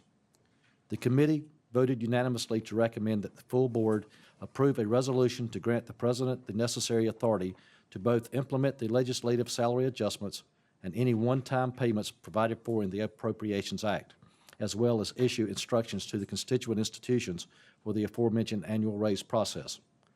A copy of the resolution is included in your blue folders. So now, on behalf of the committee, I move that the board approve the resolution titled Implementation of Fiscal Year 2016-17 Compensation Adjustments for Employees Exempt from the State Human Resources Act pursuant to the Appropriations Act of 2016 and the university's annual raise process. Thank you. I'm sorry, Matt was in between me and you. Is that a voting matter? Is that- Yes, sir. It's a motion to the board. Okay, you've heard the resolution. Any discussion, any questions? If not, all in favor indicate by saying aye. Aye. Opposed, like sign. Motion carries. Matt Brody then provided a brief orientation and overview of the salary pre-authorization process. During the open committee session yesterday, July 28, we had further discussion on policy items approved by the committee in May, which are currently included with today's consent agenda materials. We removed that item from the consent agenda to present one proposed change for consideration and approval. As you may recall from the committee report in May, one of the policy changes will increase the president's authority to approve or delegate all salary increases up to and including 20% and $15,000. This threshold was brought back to the committee yesterday for further discussion. The committee, upon that discussion, ultimately voted to recommend that the president's approval threshold be raised to 25% and $25,000, while still requiring general administration to report back to the committee on all delegated approvals with a regularity determined by the committee.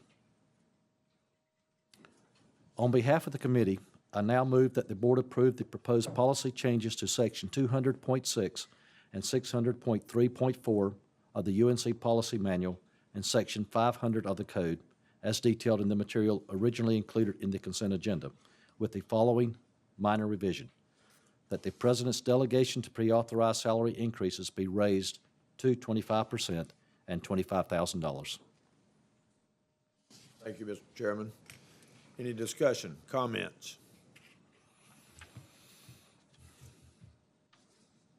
Not. All in favor indicate by saying aye. Aye. Opposed? Motion. Thank you. Motion carries. The majority of our Thursday meeting was devoted to our committee's strategic goal, excellent and diverse institutions. Chancellor Grant led the discussion, which focused on providing feedback for the definition of our goal. We are deeply grateful for the candid examples, productive brainstorming, and robust and rigorous conversation on the issue.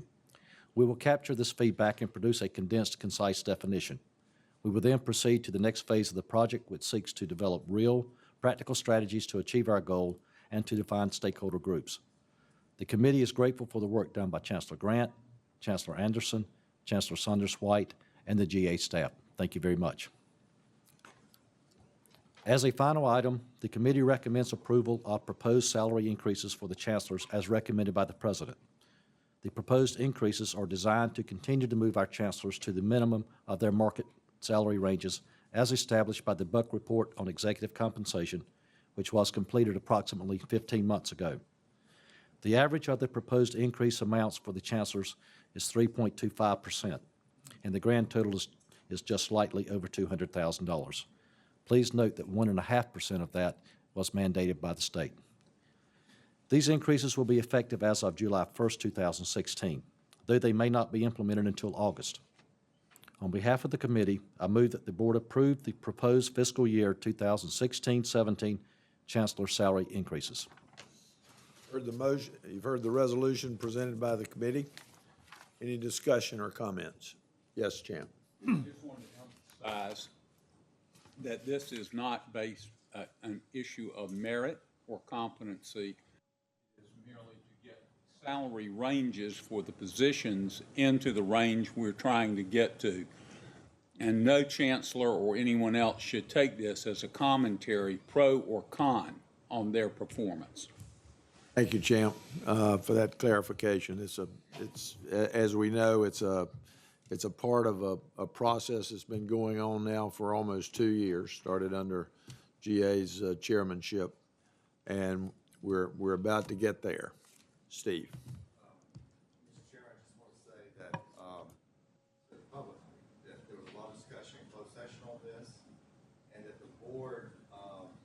following the path, I think, of the University of California Board of Regents, where they're trying to get into the market ranges, but not trying to drive the market.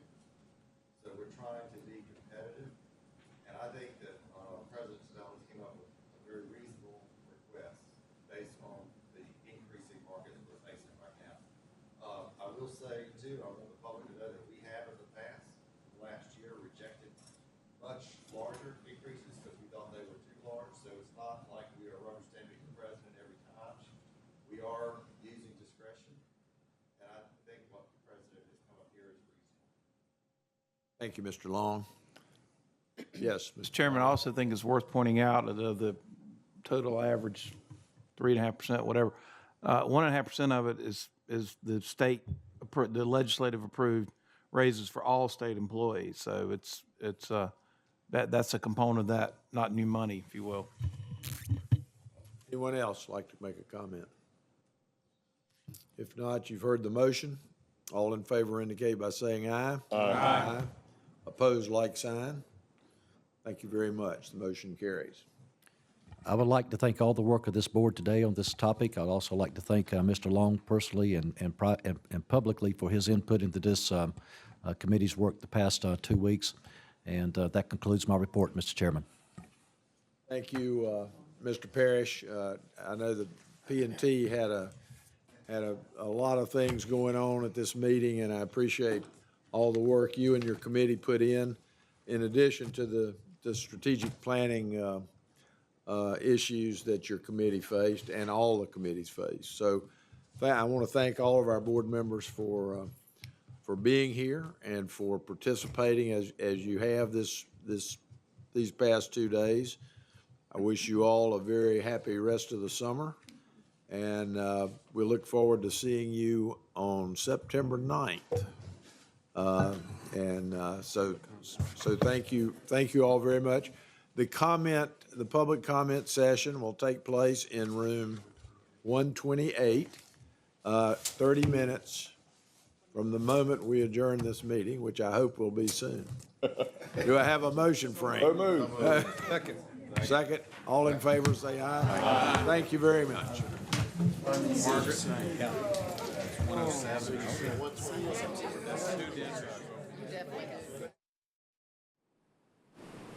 North Carolina Channel is made possible by the financial contributions of viewers like you who support the UNC TV network.